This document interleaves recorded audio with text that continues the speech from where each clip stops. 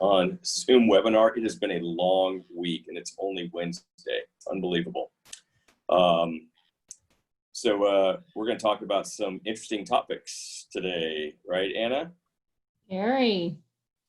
So I think everybody's just letting everybody in. So you posted an interesting three-part series last week that it sparked my attention, but I had kind of been doing some research myself, and I keep telling my wife there's a lot of things going on that just are not adding up. A lot of things.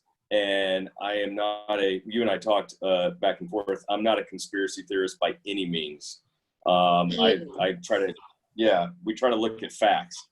Right. And you did some, I don't know if it was quick research or you just researched, but you found some very interesting stuff. And then ironically, after you did this post, out pops on Fox News. And I look at all the news just so I'm evenly influenced in the wrong manner by everybody. Right. I saw all of a sudden Al Gore is meeting at the UN to talk about a reset. And I'm like, okay, we got to go talk about this. So I'm very fortunate to have the world's smartest woman on the webinar. No, it's very impressive, the knowledge you have, and then coupled with kind of your financial background, I think you can do a pretty good job of letting some of the people know kind of what we're thinking, what's going out there. I'm going to leave it open to a few questions too. Mostly my team, Cindy and Tandy's a CPA. We're not going to hold that against her, but there's some interesting stuff out there. We do have a PowerPoint, and I can share that. Please don't take offense to it, but I was trying to put a link in the PowerPoint to that little minute-and-a-half video, and I think I put a black dot over your face. But that's the only place I remember to hit the PowerPoint. So I'm going to share my screen. If it doesn't work, I'll let Rob sing the background music to the PowerPoint. So let's see if I can do this. This will be a good way to start this off. All right.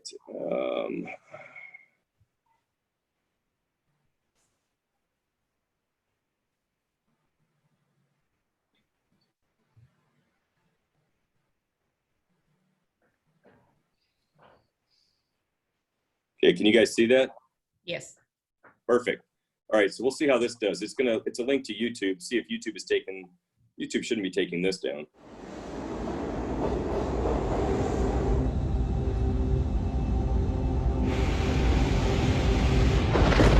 I have no idea what's going to sound.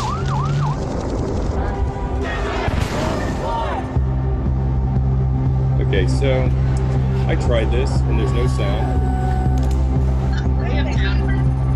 Oh. Hear it. Never mind.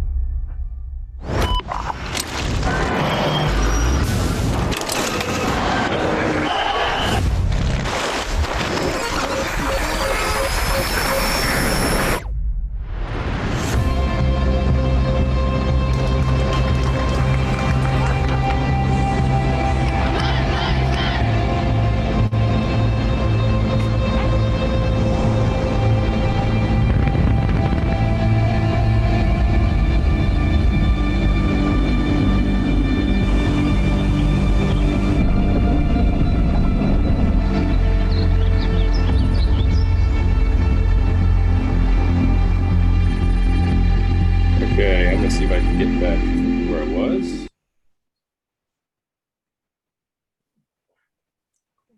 Okay, so I'm glad you guys could hear it because I could not hear a thing. So Anna, the Great Reset. That's probably a good place to start, huh?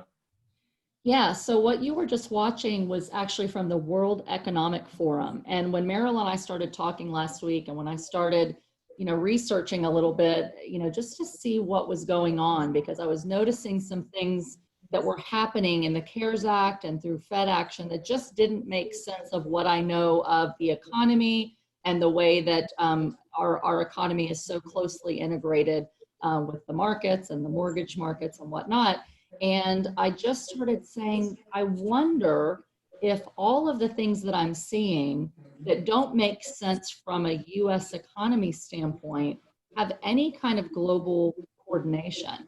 And the video that you just saw today actually was produced by the World Economic Forum and introduced at their June 3rd, 2020 meeting in Davos. And I actually didn't even see that until today, Merrill. So it's just something kind of solidifying the things that I was seeing. So, as I mentioned, for those that don't know me, I have a background in the finance sector. For 25 years, I've worked with investments, private banking, and with mortgages. I own a bunch of multifamily units. So I understand generally broadly, the financial system. And when I started seeing things, Merrill, like, forbearances allowed for all with no evidence of COVID impact. And then I started seeing rent forgiveness or not rent forgiveness, but eviction moratoriums for everyone, even if they weren't actually impacted by COVID or lost jobs, and stimulus checks that brought people's income to about $48,000 a year, and then still not have to pay their mortgages or rents. I'm like, this just isn't making sense. Who's running this thing? And do they understand all the trickle down economics of the things that are going to break? And as a multifamily investor, was having to manage our assets for our investors and our partners, I started to say, how do we see what's coming and mitigate this, as apartment owners? And I just kept seeing more and more things that seemed odd to me. So the Fed was setting interest rates at 0. They were starting to buy corporate debt. They were buying mortgage-backed securities en masse, which actually almost bankrupted about 55% of mortgage servicers because they hedge their interest rate risk from the time you lock an interest rate and the time that you close by swaps. And when the government started buying these swaps, it started putting pressure on servicers. So all these things just didn't make sense to me, Merrill. And I said, something else is going on. At the same time, we're seeing businesses close down, across the country, and very little money actually getting to them. And it just made me say, I know we're coordinating the health response globally, and I have researched the UN to some extent about 2001 and 2002.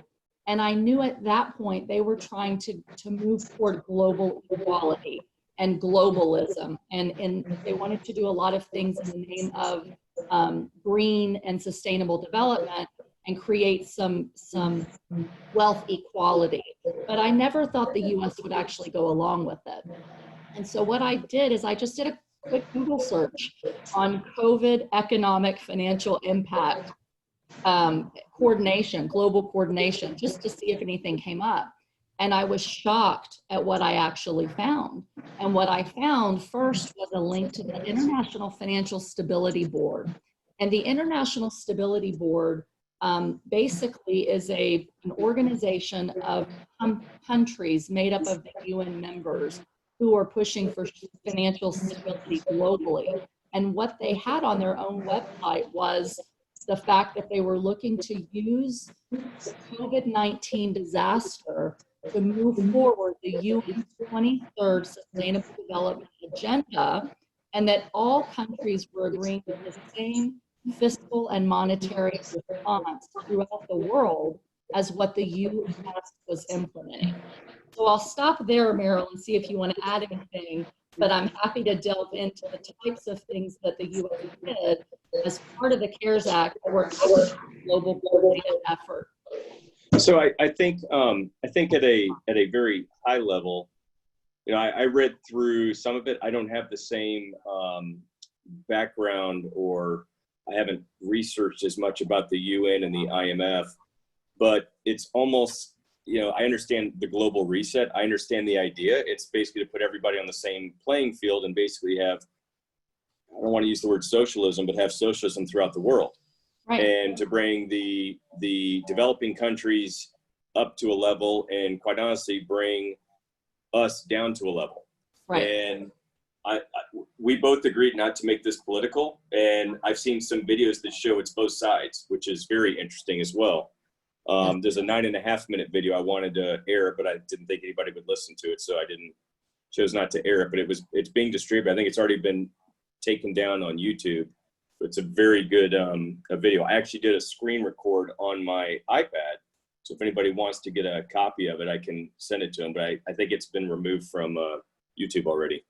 So yeah, but it's a group of countries. It's almost like a secret society. What was the name of the group that I had asked you about? Not trifecta. I emailed it. The Trilateral Commission. Yes. Yeah. So at a high level, the United Nations and a group of more globalist groups, from this Trilateral Commission to the World Economic Forum, the United Nations, the Financial Stability Board, the IMF, they've all been pushing toward globalism for a long time.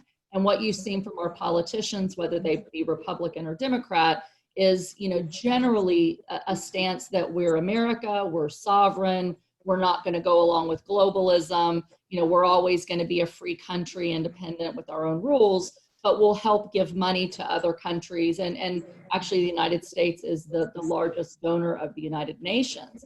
So what I didn't expect to see, we see all the politicizing from the right to the left, and regardless of where you are on that, there's a lot of things that divide us, but behind the scenes, there's been a lot of movement toward this globalism that, quite frankly, surprised me at how involved the United States is in it and how far along we've come. And so, the Financial Stability Board, I want to, if it's okay, Merrill, I want to just read a couple of things, Absolutely. About globalism from these organizations that the United States is a member of. And the Financial Stability Board says it promotes international financial stability by coordinating national financial authorities and international standard-setting bodies as they work toward developing strong regulatory, supervisory, and financial sector policies to foster a level playing field by encouraging coherent implementation of policies across sectors and jurisdictions.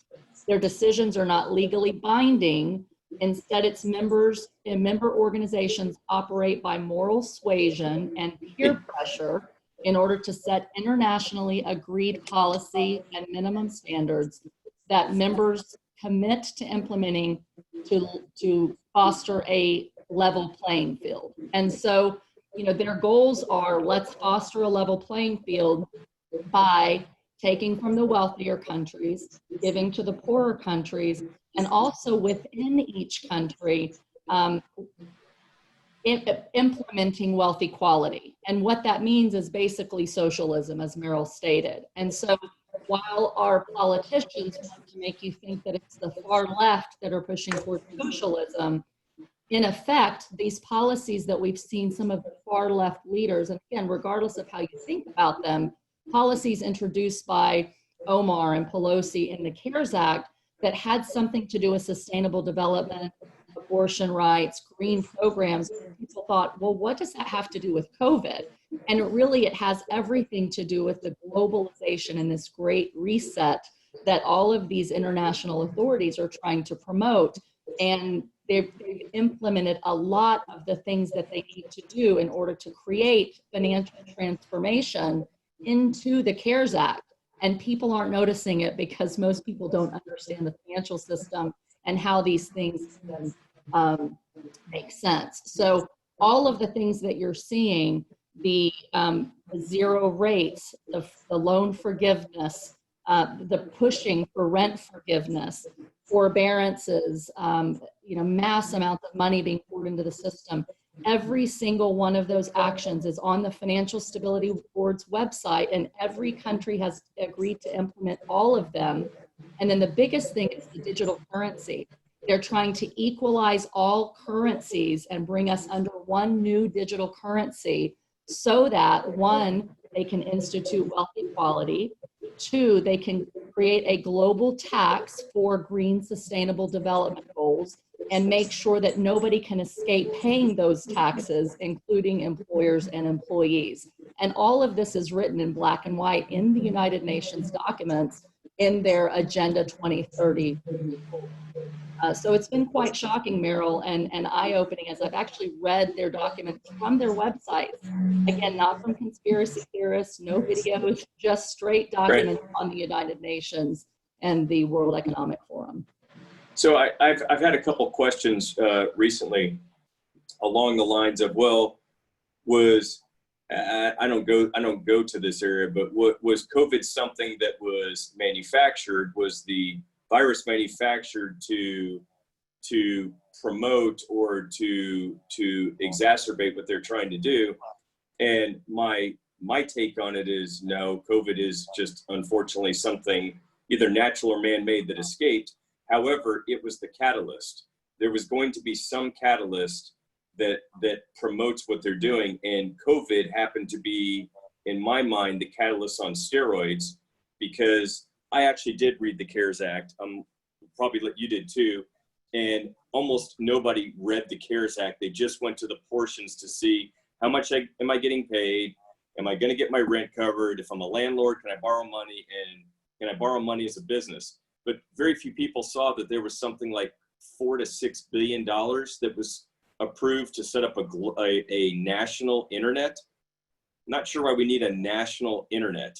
I had a whole list of about 50 or 60 things that had absolutely nothing to do with COVID at all, but I didn't put two and two together. I just thought this is very odd. Normally they put fluff in bills, but this was an emergency bill passed like that. And it got essentially unanimous approval. So Right. It's like you said, it's not just one side or the other. There may be one side pushing it, but it got approval by everybody. But there's some serious stuff in the CARES Act, and my guess is the next one's going to be even worse. And I think we can talk about how it's going to impact us financially, but everybody is focused on numbers on COVID, and nobody is focused on what's going on in the background. And there's a lot going on in the background right now, and it's being sped up very quickly while the mass is not able to focus on this. Right. And that's really why, Merrill and I wanted to do this, because, regardless of where you are on the political spectrum, and regardless of your thoughts on sustainable development and on climate change and all these things, the fact of the matter is, as the American public, our news agencies and our government leaders on either side of the aisle are not telling us, hey, we're putting a lot of things in the CARES Act, by the way, that are going to create major financial system changes for you, but it's all for your own good. It's just all being secretly passed. And when you go back and you look at the financial stability board's, agreed to monetary and fiscal policy changes, it impacts every fiber of our United States financial system, from lending to corporations, to credit for individuals, for housing, everybody. It impacts everybody. And so, the big push really is for the digital currencies and to equalize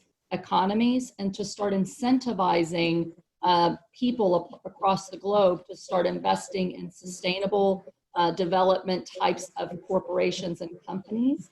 And they're using COVID, to your point. I'm not a conspiracy theorist, so I'm not going to say whether they manufactured it or it was purposeful. But in July of 2019, the UN introduced something called the Roadmap for Financing the 2030 Agenda for Sustainable Development. And in it, they said the strategy is designed to transform the financial system from global to local levels to support the 2030 Agenda by addressing barriers that constrain channeling financing toward sustainable development and leveraging opportunities to increase investment in our sustainable development goals at scale. And in this July 2019 roadmap, Merrill, they said we as members of the United Nations are agreeing to push for transformational systemic financial change from 2019 to 2021. And so COVID happened in the beginning of 2020, and they have seized this opportunity. And if you go listen to the World Economic Forum June 3rd, 2020 meeting, they specifically talk about the need to seize this opportunity when they're having to put in so much financial system changes that they might as well use this opportunity to make sure that we can live in a more sustainable world. and align the global policies of every member company to promote both sustainable development goals and fairness and financial wealth equality across the globe. And they are pushing all of the things needed to do this in the CARES Act. And it has been planned to do this since 2019, even though COVID-19 may not have been the mechanism that they thought was going to drive it. COVID-19 is the mechanism they're using to very rapidly change the global financial system in order to move us closer to these sustainable development goals. Yeah, so basically what I'm taking from this is it's almost like you need to create a financial crisis of a global proportion to be able to hit a reset button. So I mean, this is just kind of what I try not to think about this, but unfortunately I am. So now I look at it as, okay, where did we get the almost 6 trillion that we've already just handed out that probably never needed to be handed out? Where did that come from? We know where it came from. It was printed. Somebody's buying the debt. So if there's a global agreement to either convert to, I don't want to say Bitcoin, but some sort of electronic currency. And so what does that mean? Every country's debt gets forgiven, but then we all make $48,000 a year? Because I agree with you. I'm going to finish this up because I'm going through the CARES Act and I'm reading it and I'm trying to understand why they're giving money to people, but they're not giving any direction as to what they're supposed to be doing with the money when no one's paying for their housing costs. Now, it depends on where you look. Housing has been okay in most of the country, but they have places like California. I don't even understand the moratorium on evictions that they just passed. I can't even grasp it because I live in a different state, thank God. But there's some very, very strange things going on, and they're going to pass another bill to release a ton of money we don't have. And it's not going to be for the benefit of apartment complex owners. I can guarantee you that. And probably it almost appears as if they're setting us up to fail.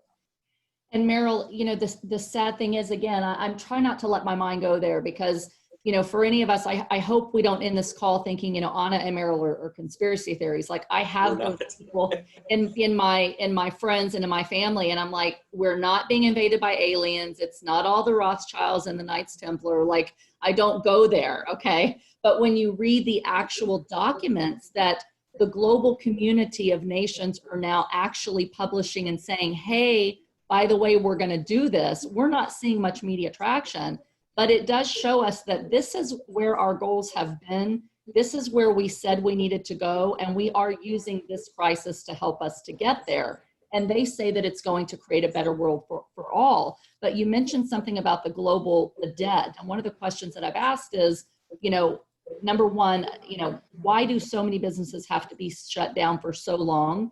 And why is there talk of rent forgiveness when they're giving people so much more money than what many people made when they were employed? Why don't they make it a requirement that they pay their rent with that money and that they pay their mortgage with that money? And that way you're putting some money into the hands of the people, you're helping them to pay their rent and their mortgages, and then the system stays fine. You stop those gaps. And instead, they're creating these holes that just cause so many trickle-down problems. And one of the things I read in one of the UN documents on the Sustainable Development 2030 goals, and I also heard the Christine, I forget her last name, the head of the IMF right now, talk about at the Davos meeting of the World Economic Forum, is that they realize they're pumping all of this money in and that we're having to create mass amounts of debt. But in the documentation, there is a discussion of debt forgiveness at a global scale.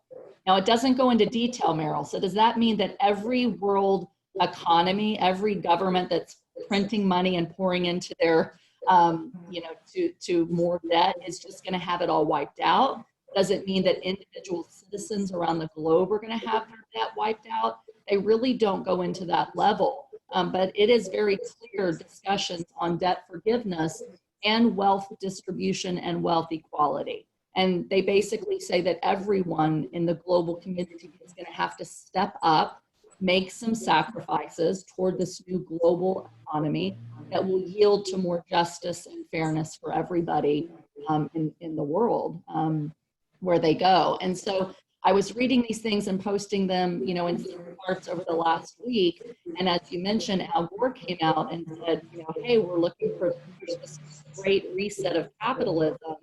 And I went on to the World Economic Forum website, and the World Economic Forum chairman said the purpose of the Great Reset isn't merely to enact policies that would lead to additional wealth redistribution, but rather to completely overhaul the world's existing structures and institutions. He says every country from the US to China must participate, and every industry from oil and gas to tech must be transformed. In short, we need a great reset. And then other documents say a great reset of capitalism. And so what I do know, I don't know the whys, I don't know what it's going to look like, but I know that a great financial reset and an elimination of capitalism to move toward a more fair and equitable distribution of wealth globally is what they're pushing. And it is happening very, very rapidly before our eyes. So we have to be prepared for that. And as an apartment investor, Merrill, I say, since this is where they're going, whether I agree with it or not, what happens now when all of my renters are told that they don't have to pay rent? You know, that's the first question: is how do I mitigate the risk for my investors? What happens to my stock? What happens to the stock market? What happens to our currency? You know, is it going to be devalued and go digital?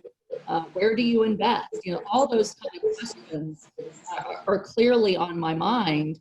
Not that I don't care about fairness in the world and our creation, but these are all real questions that we have to have our eyes open to be able to ask and try to navigate.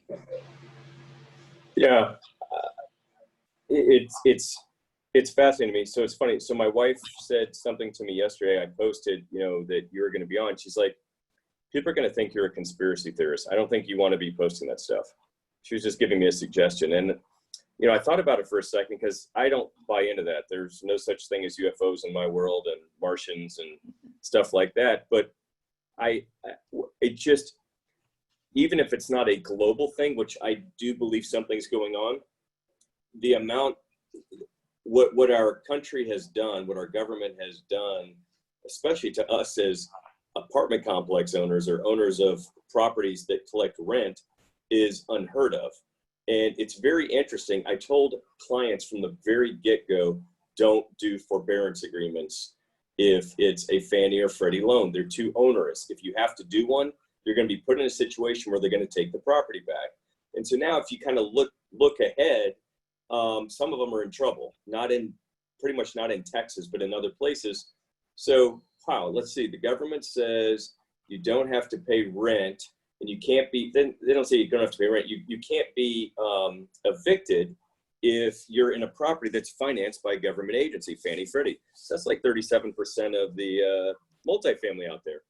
So then you can get a forbearance agreement if you're an owner and have a Freddie or Fannie loan. You can get, 3 months and get another extension, but it's a 3-month forbearance. But if during those 12 months you miss a payment, they're going to take the property back. And so you think about it. So while you have 3 months forbearance agreement, you have tenants that don't have to pay rent. And so it really doesn't matter about the forbearance if they issue something else when this 3 months is up, which it's coming due. And they say, okay, tenants don't have to pay another 3 months. There is no way some of these landowners, these syndicators, are going to be able to pay that 12-month forbearance payments. It's 1 1/12 of their normal payment. So right. Interestingly, so the government would take the property, and so now the government, yeah.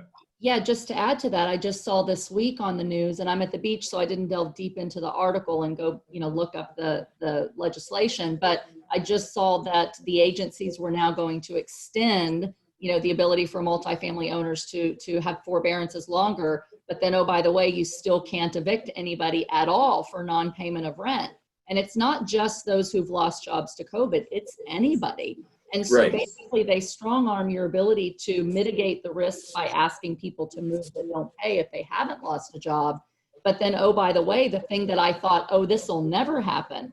The legislation that Omar proposed a couple of months ago as CARES 2 specifically said the following: you will now forgive rent. Any multifamily owner who's in a federally backed mortgage has to offer rent forgiveness from April through the end of the year. And if multifamily owners need assistance, you can borrow from the government. But the provisions are, and I kid you not, you can look it up, you must give 10% of your profits to all of your tenants. You must cover their health care. You cannot discriminate for any reason. If you violate any of the rules, they can take your property, and the government will have first rights of refusal to buy your property while you are in the loan program. And I thought to myself, this could never happen. This is just someone who's on the very far left. They can't violate my constitutional contractual rights to enter a contract with somebody. This would never pass. But once I started seeing the globalist agenda, and again, not, that's what it's called, the 2030 agenda. Once I started seeing that these things are happening and the United States is actually implementing every single thing they're suggesting, it is no longer like out of the question to me that these kind of things could be the next part of the CARES Act or the HEROES Act, and that as a multifamily owner, I may be in real big trouble along with many others if we really have to start giving rent back to people, paying for their health insurance and splitting 10% of our profits. So these things are actually being proposed as legislation. It's quite scary and unbelievable, to be honest with you. Well, and fortunately, I was just thinking, I think my wife and I are going to move into an apartment that is backed by a Fannie or Freddie loan, and I'm just not going to pay rent. I think that's kind of the best bet to do right now. I'm kidding, but I'm almost speechless because I try not to think about what we're witnessing. I mean, it's almost like every day is Groundhog Day, and it's like you're waiting to wake up, and okay, this is just some weird bad dream that we had for 90 days, or let's call it 150 days. 150 days ago, life was really, really good, and then we get COVID that's worse than the flu, and people have been affected by it. But we have such a knee-jerk reaction. I still don't know whether it was justified or not. I'm not a doctor, and it's not over. But I can tell you the media is scaring the hell out of everybody. And then you have local doctors here in Texas that are treating people. It's unbelievable. Friends of ours whose spouses are doctors are treating people with $50 worth of antibiotics that have already existed, that now the big pharma is saying, oh, there's hydroxychloroquine, it's bad for you. My wife and I took it a couple times when we went traveling. But for $50 now, these people aren't even going to the hospital. There's a friend of ours who lives just 10 miles from here. He's a PCP, primary care physician. He treated 78 people with COVID. Not one of them ended up in the hospital. All of them had hydroxy, had zinc, had it was CBD oil. There's a concoction that's going around that all these doctors that are not mainstream, politically based doctors are treating people, and no one's going to the hospital. But you try and go and get a prescription for hydroxychloroquine, I can't get it. Yeah. Like my parents or my family is doctors. My dad's a doctor and my father-in-law's a doctor. They can't order it now. And if they order it, they have to say what it's for. And if it's for COVID-19, you can't get it. Yeah. You have to have special permission. So there's some weird things going on, and I don't understand it. And I really try not to think about it, but unfortunately I have a little more time on my hands than I did 150 days ago. So you start thinking about things, and there's a lot of social unrest going on right now, and social unrest typically leads to socialism, or it creates an opportunity for socialism.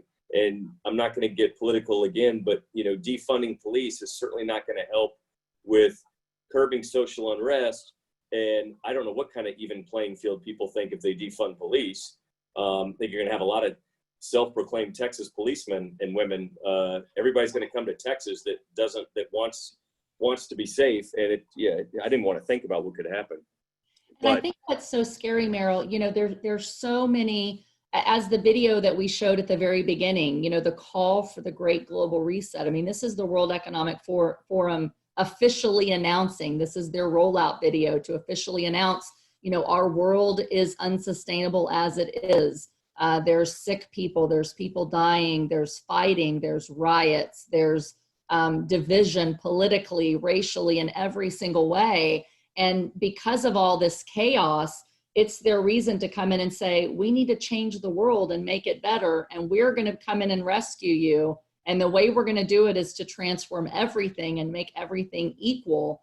And again, they are moving forward in that direction. And so we have to ask ourselves as Americans that are, and again, I'm compassionate for other people. I grew up in Section 8 housing. My mother's still in Section 8 housing. So I care about the poor.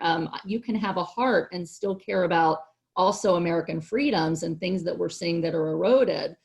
So again, regardless of where you fall on these things, I think we have to be aware that we are seeing freedoms and things that we have taken for granted as Americans, that we could say we have the right to walk out without a mask if we think we feel safe doing so, or we have a right to operate our business and social distance if we think that we should, or we have a contract, we should be able to evict someone who's taking advantage. These things that we have thought as unalienable rights that we would never have to give up, that we think we can predict the future and mitigate risks because of those unalienable rights, those freedoms are being eroded in the name of COVID and fixing things. And we have to really rethink, for those investors that think our world is going to go right back later, it's going to be a V bounce or a U recovery, but we're going right back and we're going to be greater.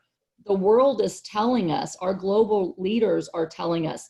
Prince Charles announced during this World Economic Forum that we are not going back to the past. We are creating a new future that is more equal and sustainable for all. And we can no longer take for granted that things are going to go back the way that they were, because very clearly they're not. So, regardless of your thoughts on COVID, was it manufactured? Are they overreaching?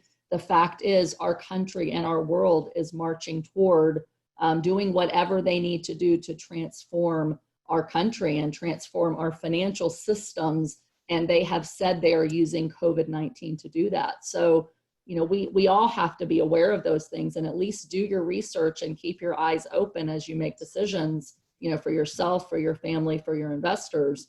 And it makes it very difficult, to your point, Merrill, to navigate what is truth. Depending on which news media you listen to, you either think this is the worst pandemic in the world and it justifies all this globalization, or you think it's completely a hoax. And so, like you, I listen to all kinds of news from all different bents, and I'm standing on the edge of this coin and saying, I see all of this stuff, but oh, by the way, we're missing what's really happening with our world leaders because we're too glued and too divided over what we see as truth for all these other things that, things are transforming before our eyes and we don't even realize that. Yeah. So the point of me wanting to have us talk about it was not to scare people. Right. I don't think people should be scared, but I think because it is an election year, I think people should exercise their rights and talk to their House of Representatives, their Congress people who are running, and some of those who may not be incumbents, and find out what their position is on this stuff, and maybe educate them to the extent they don't know. They probably do, but maybe they don't. I think it's a perfect opportunity. It's a perfect opportunity for the other side too, but it's a perfect opportunity to really find out kind of where things stand, and to the extent you don't want a national socialism or headed in that direction and want protections for landlords, I think we've got the weakest lobbying I could possibly imagine. It's unbelievable. You know, time is running out to do something. I know there were two small multifamily owners in Texas that sued. I can't remember they sued the government. I can't remember what the basis was, but essentially it was a taking. Just kind of like eminent domain, where, you know, the city can run a highway across the front half of your property. They've got to pay, you know, fair market value. Well, essentially, I think their argument is essentially they had a taking of 90 days of their revenue, and that taking was not justly compensated. They didn't have a choice, and by the government stepping in and not having a choice, they should be compensated fair market value. I don't know if that's going to stick. Kudos to the lawyer that did that. It could have been Raj. I don't know. I see Raj. He's not practicing right now. I'm giving you a hard time, Raj. But, you know, it's interesting. Nobody else joined. I saw an email go around where this group was asking like $10,000 or $5,000 per multifamily owner to get a class action suit against the government. And it was amazing. It was a lot of crickets. And you know, it could have been the wrong type of suit, could have been the wrong thing to do. But, you know, I think at some point, you know, if it's unbelievable what they're doing with the moratorium on evictions. Even single family housing is unbelievable. You can basically you can get a forbearance now for almost 18 months. Unbelievable. But I think people really need to reach out to the politicians, find out what they stand for, find out who they're planning on supporting. COVID's not going to go away. Either it's not going to go away physically, or it's not going to go away digitally through the media. And whether we hear the truth or we don't know the truth, we're still going to be scared to death. I'm like you, Anna. I wake up some days, screw the mask. I don't want to wear the damn mask. And then I see, you know, 7,000 cases in Texas yesterday, but I don't see any increase in deaths. So I don't know what that means. I don't know how they're testing for positive cases. I don't know if it's people that already are positive and they're testing again to see if they're good enough to go out in the workforce, and so they get another positive. Is that another positive case? No one's telling us anything, but you got governors and you got you got mayors that are shutting everything down again. And I hate to say it, but I'm pretty sure you're not going to be able to shut Texas down for a second time without what I would call serious rioting and serious protesting. The definition of essential businesses is an absolute joke. It's amazing. I don't know how many small businesses were destroyed in 90 days that do the same thing as Amazon, Costco, and Target, but they're mom and pop owned. They were not deemed essential, but the big boys were deemed essential. And you want to talk about transfer of wealth and an immediate, I mean, this is something that would normally take in an economic recession. This would take 18, 24 months. Right. If this happened in 60, 90 days, we have changed so much transfer of wealth. It is unbelievable. And it's nobody knows. Nobody really is paying attention to it because we're all scared. We're in our houses. And, you know, I'm afraid to high five somebody. I'm afraid to even elbow bump them because I don't know how long COVID stays on the end of my elbow. I don't know if I can get infected from my elbow. If I stick my elbow in my mouth, maybe. But I mean, anyway, I don't want to scare people, but I wanted people that at least are interested in it to reach out to their elected officials and those, because there's some elections coming around. This is a big, big election. I'm not sure the presidential election is going to make that big of a difference. But your House, the Congress, it's very important that you guys at least express your opinions and, you know, tell them you've got a big constituency behind you, even though apparently we don't have that much. I'd like to finish up on a positive note. It's encouraging that Fannie and Freddie are laxing some of their lending restrictions even more. I can tell you there's a lot of capital wanting to put money into deals, and they don't seem to be as nervous. I think you're going to find people, though, that are going to take a lower percentage of financing. I certainly am working on a development deal. We're looking at 50% financing. Not going to have somebody cram something down our throats. And so what does that mean? Initially, maybe a little lower return on the front end, but when it's time to go sell, you're going to have a nice cap rate at some point and you'll sell. And it's going to be very difficult for the government to take something back. I think you ask yourself, Merrill, is what, in light of what's going on and that we're seeing that, contract and property and business rights are not what we thought they were. You have to think about what sectors for investing, whether it's multifamily or not, are most likely to have new legislation proposed that's moving along this globalist agenda that could present more risk to us. And so if they're concerned with financial equality and an income gap, and they're giving people more money on unemployment than what many of them make if they work, and they're instituting potential rent forgiveness for lower income people, then you might want to think about investing in some A-class, B-class properties. Now that's a whole nother level of risks and economic discussion, but do you think about shifting some of your money and investments into things like self-storage that don't have to have people or tenants who are going to have rent forgiveness? Do you invest in some companies that are working towards sustainable development? Maybe some of the companies that are involved with the World Economic Forum and that are going along with this agenda. So, as investors, we have to think about how do we preserve wealth? How do we preserve our investors' wealth while we're trying to, generate an income, protect our families from COVID and everything else? But right.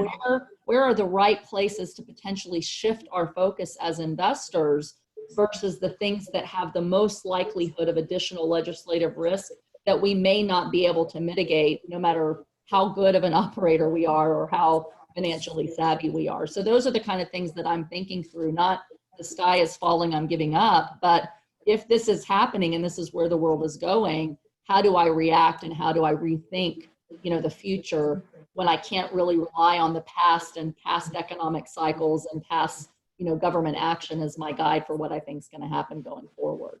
I agree with you 100%. I mean, I joke around with people and we talk about diversification, and I put together a deal with a couple partners on excavating helium, which most people thought that comes from the air. It actually comes from rivers of gas underneath the ground. It's something that's not regulated by the government, although it's considered a natural resource and has 100% depreciation expense the first year, which is nice. It's a global, there's a global demand, a global shortage from it.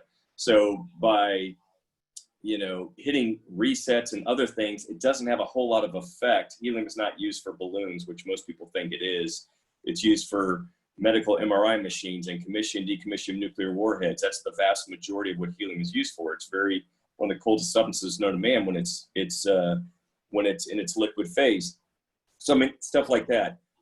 Whether you're for it or against it, something like medical marijuana. In certain states where it is legal and it's okay to invest, the government is behind as far as legalizing it, and then you've got to get the states to legalize it as well. So that's something that, I'm not telling everybody to go out and invest in that, but I'm looking, and I've got investors that are looking to be more diversified. I still am strong on multifamily. I agree with you on the A and B class, and quite honestly, I'm living right now in an A++ in Dallas. I feel like I'm in downtown Chicago or New York, or in a 24-story high-rise in Plano, which is probably the tallest building in Plano, and we're probably paying the most rent. And my wife's gone because of COVID. She's kind of freaked out, and so I'm going back and buying the house that I tried to get rid of a year ago because I wanted to downsize because my kids were in college. We wanted to have high-rise living. We get high-rise living, and COVID comes, and I don't get the gym. I don't get the entertainment place on the 7th floor. I don't get to go to the pools here. I don't get to use the business center, and I'm paying a fortune, almost twice my mortgage before, to have all this taken away. So now I'm going back into the big house that we didn't want to go into so that we have space, because we don't know if our government's going to lock us in, shelter us in, whatever. Yeah, I think people have to be proactive. We can't be reactive in what's going on. I read the HEROES Act. It was horrible, or CARES Act 2. It was absolutely horrible. I actually posted something on it. Very few people responded. I actually bullet pointed like the 12 worst things I found. Very few people responded on it. The fact that it was even put out there in the public should scare the hell out of people. But nobody reads it. Nobody pays attention to stuff like that. So, I was just hoping that we could make people a little more aware of what's going on. Again, if you can lobby, great. Try to figure out what's going on with our representatives. They're probably not going to talk to you and claim that COVID is going to prevent them from talking to you. I don't know. But yeah, I think it would be interesting if a bunch of people got together and we started talking about alternative investments, even in real estate. I know people are looking at metals again, ammunition.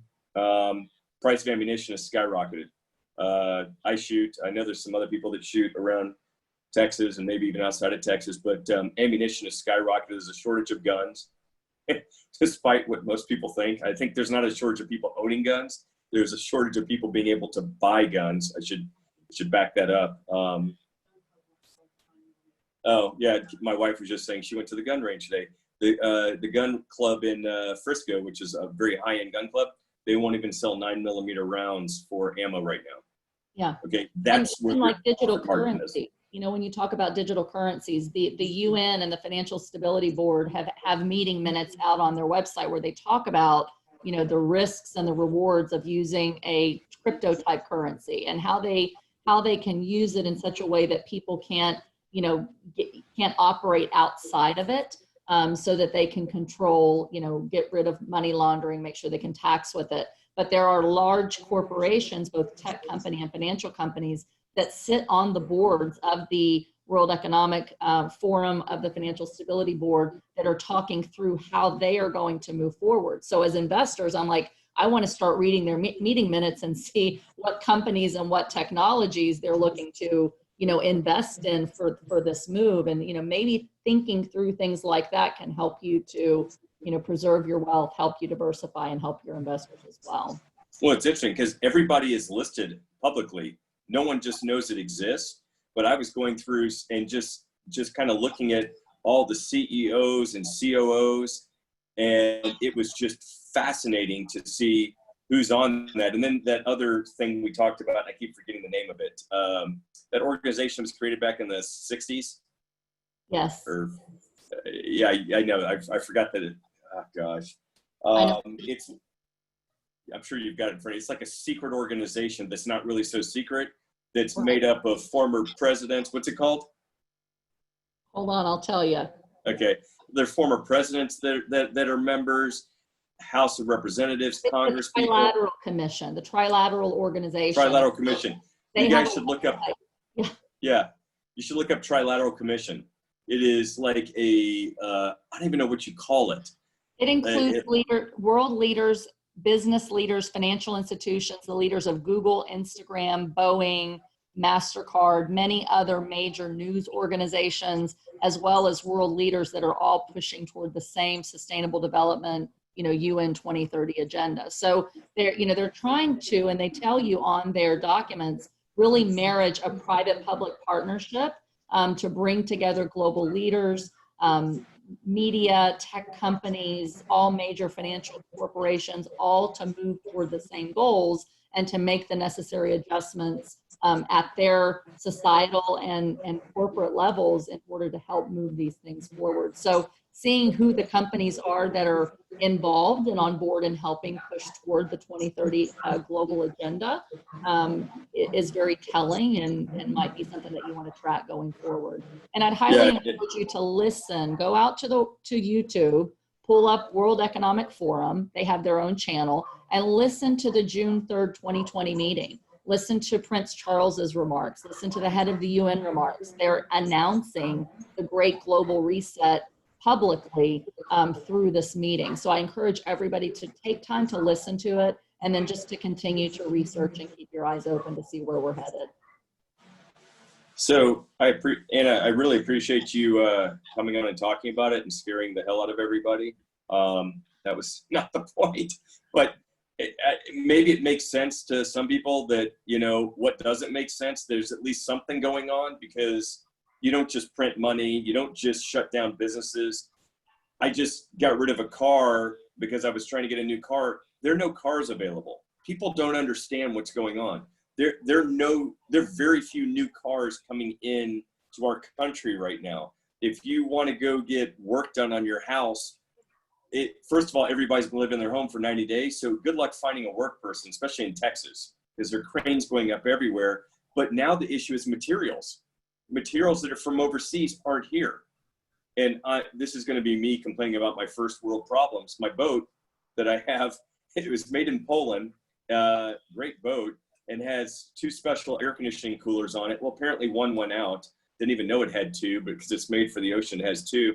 So the part was ordered in January, and it's literally like a $10 part. And guess where it was manufactured? Italy. Italy just sent it over last week. It normally takes them 2 days to make it. And Italy is still locked down. And we don't hear anything about what's going on over in Europe. And so it's amazing that at one point we heard everything that was going on around the rest of the world, and then nothing. And now it's, oh my God, Texas. Oh my God, Florida. Oh my God, California. It's surpassing the murders in monthly weekend record shootings in Chicago, which should be scarier than what's going on. I'm not ragging on anybody from Chicago, Raj, but it's scarier than than what's going on. And Chicago's going to defund their police. That makes a lot of sense to some people, I guess. But there's just weird stuff going on, but yet nobody at all is talking anything about the event of, even with Al Gore. I went to go pull the clip back up. It's off of Fox News' station now. The clip just has a big black space that says not available. I mean, what the hell is going on here? It was just on last week. And I mean, I sent it to him like, oh my God, it's Al Gore. I joke around, I call him Al Gore, who found, father of the internet, is talking about a global reset. And now you can't find it anywhere. So by the way, people, if anybody sends you a video, especially YouTube or Facebook, and you like it, if you have an iPad, you have a record button that's built in on your iPad. Just swipe down the top corner of your iPad, play it on your iPad and record it, because it's going to be gone. I've already been censored 3 times now for just forwarding posts from, one was from CNN and one was from Fox, that Facebook deemed was not factually correct. So I post just a repost and I get flagged because Facebook decided through their research that it was not factually correct. And this was on COVID, simply COVID numbers.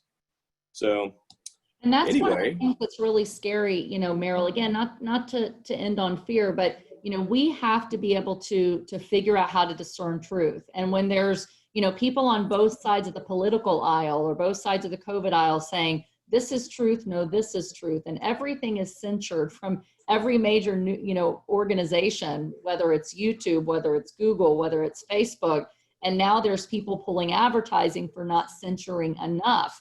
The basic mainstream media and getting our news from, Google and Facebook isn't going to cut it, because it's very difficult to discern what's really truthful. And so you really have to be able to go out to, valid organizations that are legitimate organizations, and see what's factual, see what's there, and then look at all different types of news sources to be able to figure out somewhere in the web of things what is true. And I can't believe the amount of censorship we're seeing today to protect people from fake news when you see it on both sides.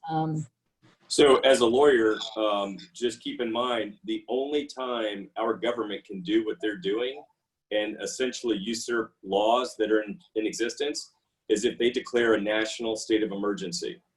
Does everybody know that we're still under a national state of emergency? If there was no national state of emergency, it would be constitutionally illegal to do 90% of what the government has done. So until we're outside of a national state of emergency, we don't have a whole lot of options. It's just things to think about. Anyway, I'm really excited about the rest of the week. It's 4th of July weekend coming up. We're going to go out and have a good time, celebrate the United States, right? Hopefully. I appreciate you guys. I promise the next webinar will be like exciting stuff about investing. We'll talk about marijuana, helium, and multifamily, and anything else you guys find interested in investing in. Look, I know everybody's our properties are doing good too. Raj, I know your stuff's doing pretty good. And I know your stuff's doing really good too. So, you know, it's all the stuff is going on and there's mayhem, but we all seem to invest in the right areas. And, you know, we're conscientious landlords and property owners, and, you know, we're doing the best we can. And if anybody has any suggestions, by the way, of good media or news outlets, please send to me and or Anna, because I have none when she was explaining we need to go find them. My news outlet right now is watching, was it Schitt's Creek? Schitt's Creek on Netflix. All six years of it. That's been the best news I've seen in the last 2 months. If you really want to just completely relax, watch Schitt's Creek on Netflix. Funniest show ever. And it'll make you forget about all the crap that keeps popping up on Fox and CNN and everything else. Anyway, guys, I appreciate you guys being on. No more ranting, no more conspiracy theory. Anna, thank you so much again. Great knowledge. And I posted those links if anybody wanted to read some of the stuff. And Anna, if you want to send me a link to that forum for people to listen to, I'll have Roxy post it and send out a copy of the video. Sure, sounds great. Thanks, everybody. Appreciate it. Thank you.